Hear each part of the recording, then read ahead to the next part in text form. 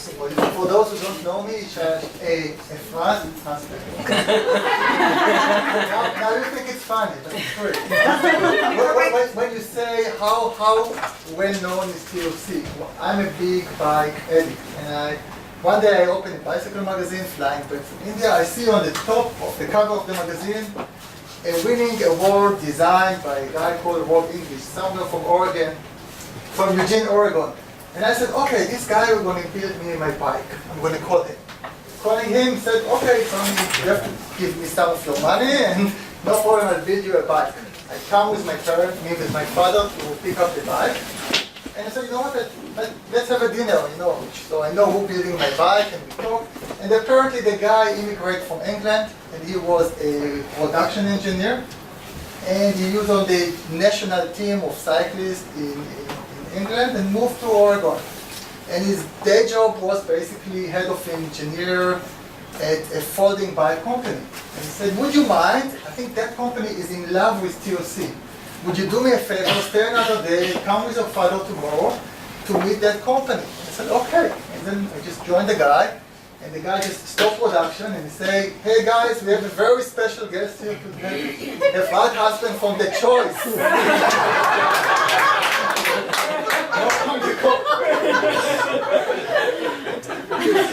Which is a husband of a frat from The Choice. That's I may know. I'm a husband from The Choice.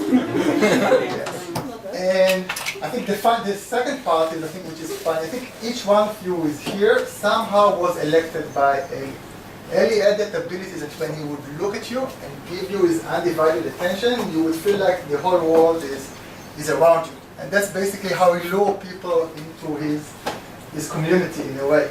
I think I'm the only guy here that he didn't choose. I still remember dating his sister for 3 months. Life was beautiful. Eli was never there. A big house, if you remember. Suddenly he show up and say, what are you doing upstairs in F4 room? You should go to the basement. And I thought, okay, it's religious, I go to the basement. And then I just realized you go to the basement means you go to his torching basement. Basically, he said, okay, I let you, not marry, just go out with my daughter because you are part of a great rabbi family. My grandfather wrote 52 books, so that considers something in our community. But you really have to show me that you're not stupid. So what do you want to study? Economics. Okay, so can you write something about something that you think is wrong, so like a current reality tree? And I was writing something and he was just taking it. No, this is garbage. Garbage completely. And he made me night after night writing the tree. And one day he looked at the tree and said, you know what? Maybe something will come out of it. Wow. That was the first compliment getting from him. That was very funny. I think I talked about the current reality tree, and I think it's connected to what Oded, Yelena, and other people said here. Said basically from everything that Eli developed, and because I think for somebody from the outside, it looks like many things that are not connected. You have here some theory about operation. And you have here something about mafia offer. And I remember Alex teaching me the first MSW, it's the management skills workshop many years ago. And then thinking process, how all that connected into one thing.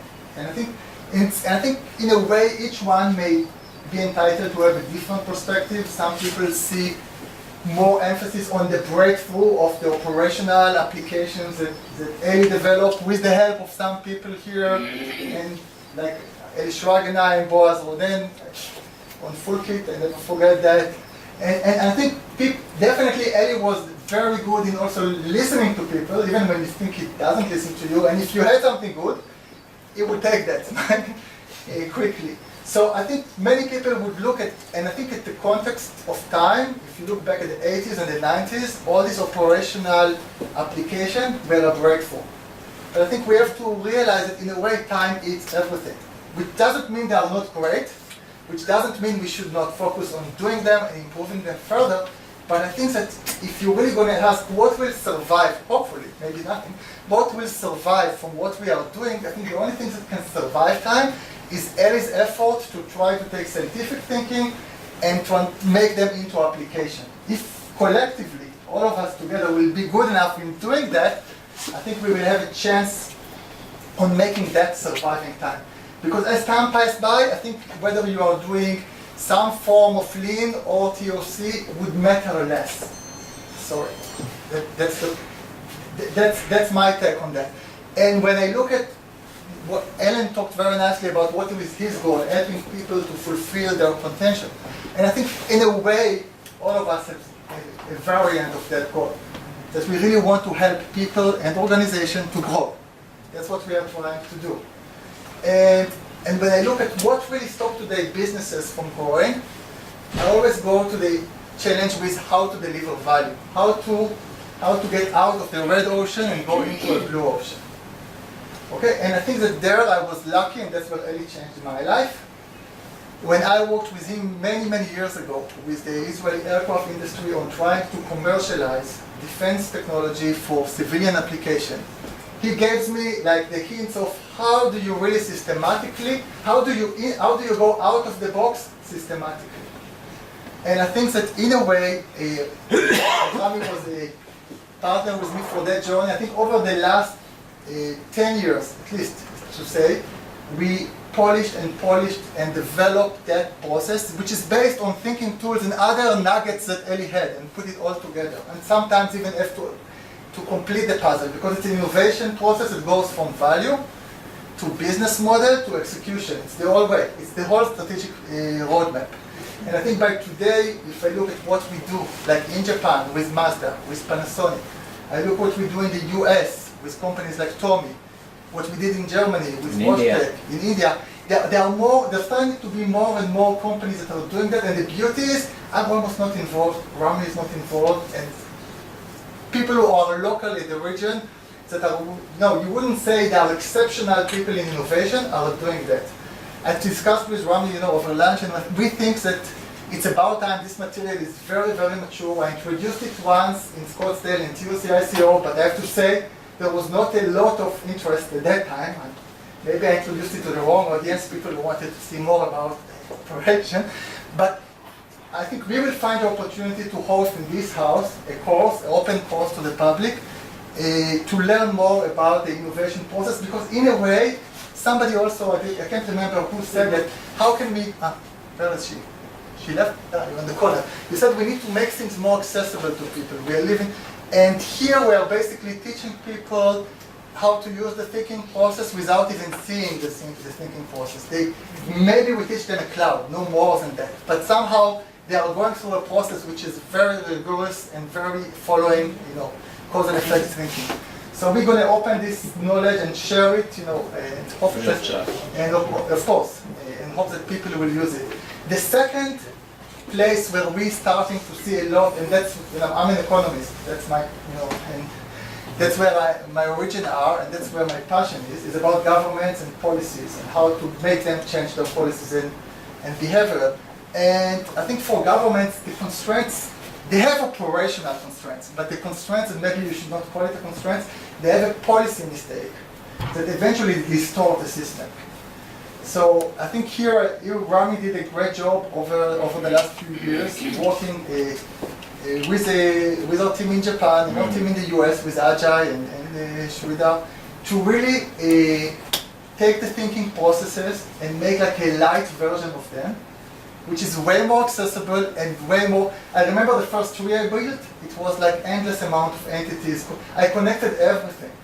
Today we like forcing people to state the whole problem in a vicious cycle with 4 entities.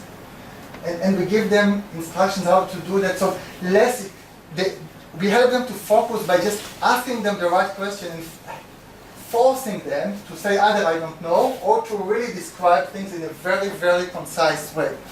And I think, again, for all of you, in a way, you are experienced politician, you know everything, but if you think about teaching others and how to make it more accessible, I think we struggled for years with how to make it more accessible for other people. And from what we see, and I have to say the last exercise I did was in Utah.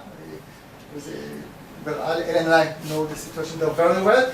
We basically took all the different ministers of the government and we tried to put the economic development strategy for the state. but trying to say, okay, what are the few vicious cycles that governing the whole system?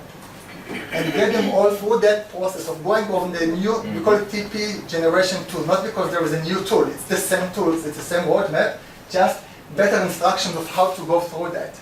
And we were able to take a group of people who never heard about TP or a cloud or anything of that, and help them like in 3 meetings to do the complete analysis, come back to the governor, introduce a strategy, and now it is translated into a bill that this September hopefully going to go through as a policy change. So I think also here, similar like the business innovation, we would like to share with whoever wants. We will run a course here and make it very accessible to see, what is like the better way or the better instruction we found for really teaching the TP for people. I think that's for people who work with government or people who work with huge organizations where the policy is the things that distort the system. That's going to be very important. Again, all that without discounting anything from the operational side. It's just all of it is part of Eli's legacy. So respecting that. Okay.